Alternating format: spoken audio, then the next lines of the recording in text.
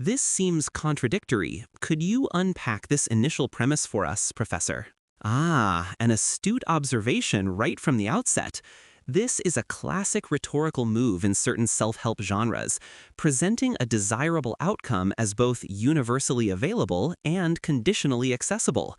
The law of abundance is posited as an inherent truth, a given of the universe, suggesting effortlessness. This taps into a spiritual yearning for inherent worthiness. However, the subsequent clause, contingent on our particular alignment, introduces the necessary mechanism for receiving it. It shifts the responsibility from the universe's generosity to the individual's internal state.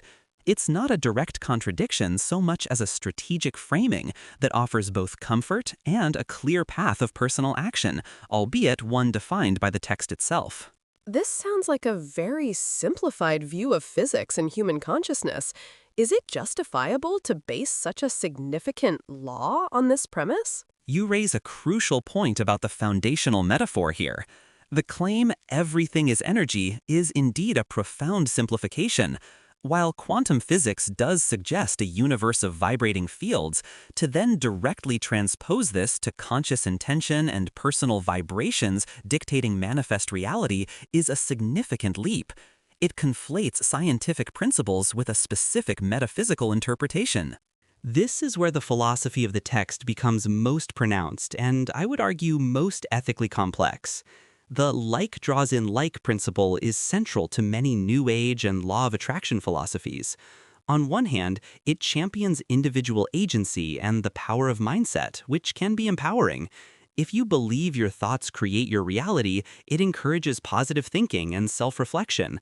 This can inadvertently lead to self-blame, guilt, and a profound sense of failure for individuals facing genuine external challenges, poverty, illness, discrimination, that are far beyond the scope of their internal vibrations or beliefs. This section introduces some genuinely valuable concepts, often explored in therapeutic and mindfulness practices, such as self-inquiry and observing emotions without judgment. The idea that past experiences, particularly from childhood or parental teachings, can shape our subconscious beliefs about self-worth and deservingness is widely accepted. However, the text's proposed method, simply letting it be there and giving it room to be as it is, while a component of mindfulness, might be overly simplistic for addressing deeply ingrained limiting beliefs or trauma. These often require more structured or professionally guided approaches than a brief quiet time and internal observation. The text implies a relatively quick and easy unwinding and spilling of energy, which for many is a far more arduous and long-term process. It risks setting unrealistic expectations for profound inner work. This seems like a broad generalization. Does this imply an endless, perhaps even disheartening cycle of internal struggle? Yes, the observation regarding self-care being framed as selfish resonates with many people's upbringing, particularly in cultures emphasizing communal responsibility or self-sacrifice. So it's a valid point about societal conditioning. However, the catch-22 you mention is a fascinating, if potentially daunting, insight.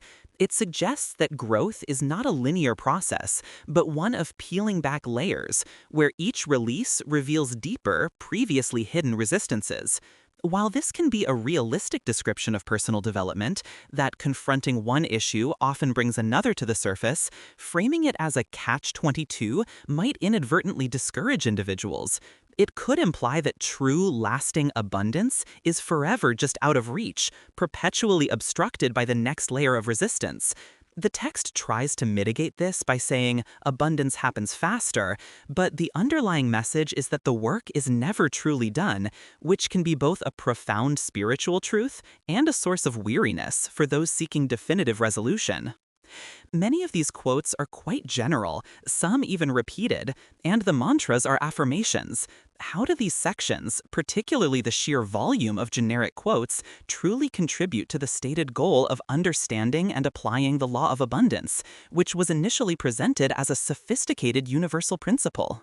This is where the text's coherence, or lack thereof, becomes quite apparent.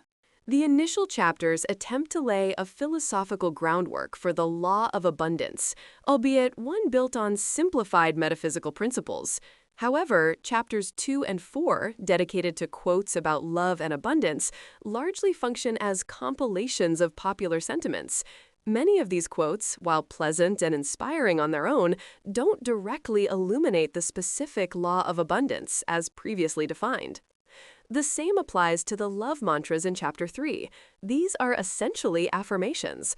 While affirmations can be a tool within a manifestation practice, the text doesn't explain how these specific mantras interact with the law of abundance, or precisely what energetic shift they are meant to facilitate, beyond a general sense of positive thinking. These sections feel less like a cohesive extension of the initial argument and more like supplementary material, perhaps even filler, aimed at broadening appeal or simply adding bulk without necessarily deepening the reader's understanding of the core law it purports to teach. The connection becomes quite tenuous. It moves from theoretical construct to general inspirational content without a clear bridge. The conclusion returns to the idea of drawing in a reflection of what's going on within us, specifically in relationships. It even gives examples like an abandoning father leading to a partner afraid of commitment. This concluding section indeed amplifies the more problematic aspects of the like draws in like, essentially blaming individuals for attracting negative relationship patterns. This concluding section indeed amplifies the more problematic aspects of the like draws in like principle as applied to complex human relationships. While it's true that our past experiences and internal patterns can unconsciously influence our choices in partners or our dynamics within relationships, the text presents this as a direct, almost punitive causal link. The phrasing, "you'll likewise draw in an individual," is absolute and leaves little room for individual growth, conscious choice, or the sheer randomness of human interaction. While self-reflection on past patterns is invaluable, this prescriptive framing can lead to excessive self-blame, a feeling of being trapped in a cycle, and a reduction of the partner's agency and responsibility. It risks disempowering individuals by suggesting they are constantly recreating their past traumas through an automatic, universal mechanism, rather than emphasizing the active work of boundary setting, communication, and discerning choice in forming healthy relationships. It is a very simplistic and potentially damaging take on relationship dynamics. So, in essence, while the text offers an empowering message about personal agency and manifestation, it simultaneously uses mechanisms like draws in like to attribute both success and hardship almost exclusively to individual internal states, potentially overlooking external factors and the complexities of psychology and human experience. Precisely. The text attempts to construct a coherent, self-contained worldview where internal alignment dictates external reality. However, its simplicity is both its strength and its weakness. It empowers by suggesting ultimate personal control, but it risks oversimplifying intricate human problems, attributing complex social and psychological phenomena to a singular law of abundance without sufficient nuance, critical examination, or acknowledgement of external systemic factors. It's a testament to the enduring human desire for clear, actionable pathways to happiness and prosperity, but one that warrants a more rigorous and compassionate lens.